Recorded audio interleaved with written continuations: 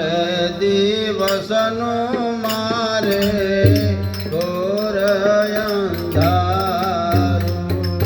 ઘણા રે દિવસનું મારે ઘોર અંધારું મારા દીવો દિલમાં દીધો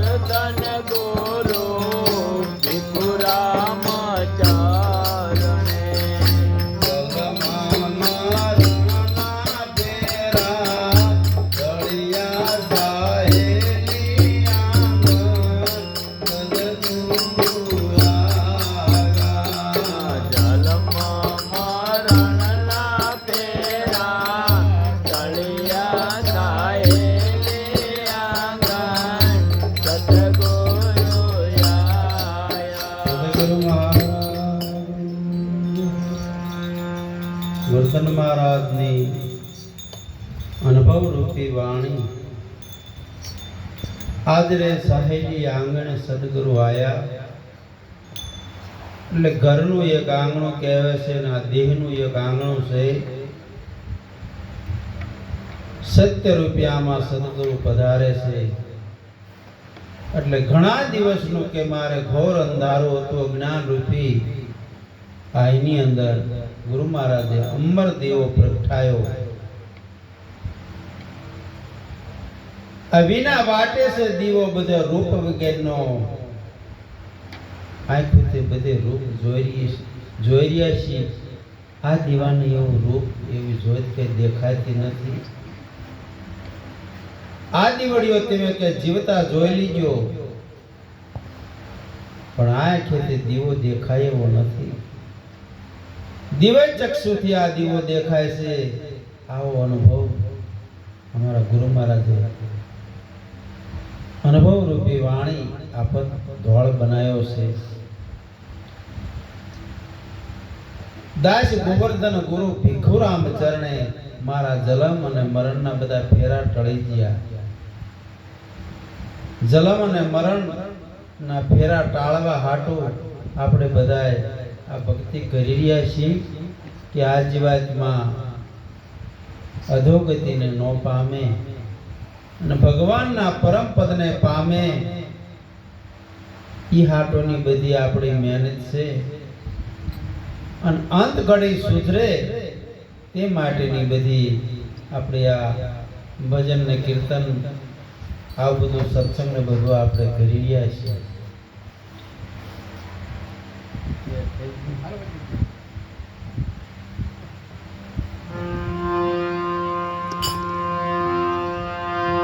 સાઈ રે સદગુરુજી મારા શરણુમાં લેજો. સદગુરુજી મારા ચરણોમાં લેજો. અટકેલા મનની બાબાજી ભૂલ રે સુધારજો.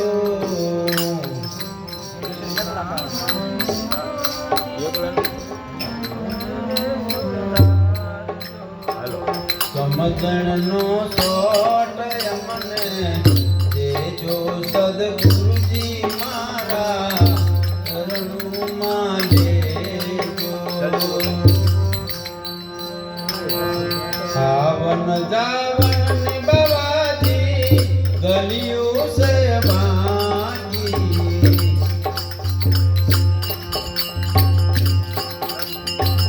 સમજણની સુધી દાતા દેજો સદગુરુજી મારા શરણુમાં લેજો.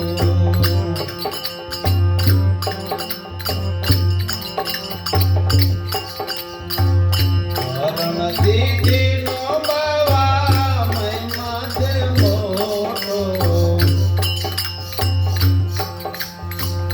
અવસર વેળાએ ઉભા દેજો સદગુરુજી મારા શરણુમાં લેજો.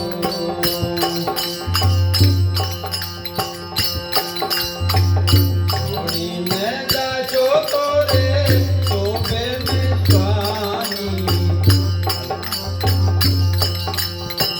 નવકણમાં લાદે તમારો દેજો સદગુરુજી મારા શરણુમાં લેજો.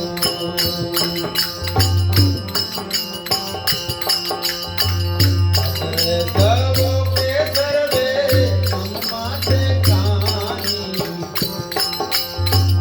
અવગુણનો જોશો યંત્ર આની સદગુરુજી મારા શરણુમાં લેજો.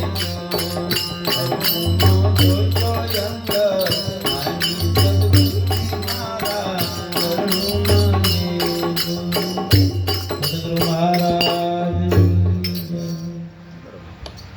સવારામ બાપા કહે છે સાયરે સદગુરુજી અમને ચરણોની અંદર લેજો. અને સંતો બધાય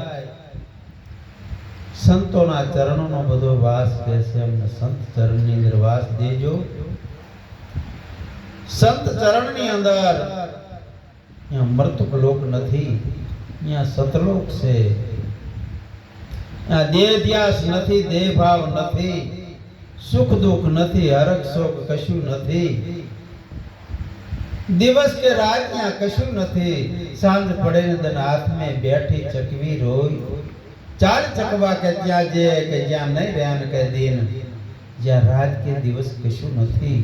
ત્યાં અખંડ જ્યાં ગુરુજીના દેશમાં અંજવાળા છે ત્યાં ભય અને ભ્રમણાયું આવું કશું નથી કે છે. એટલે ધીમા સદગુરુ મહારાજ કહે છે સાંઈ રે સદગુરુજી અમને ચરણોમાં લેજો.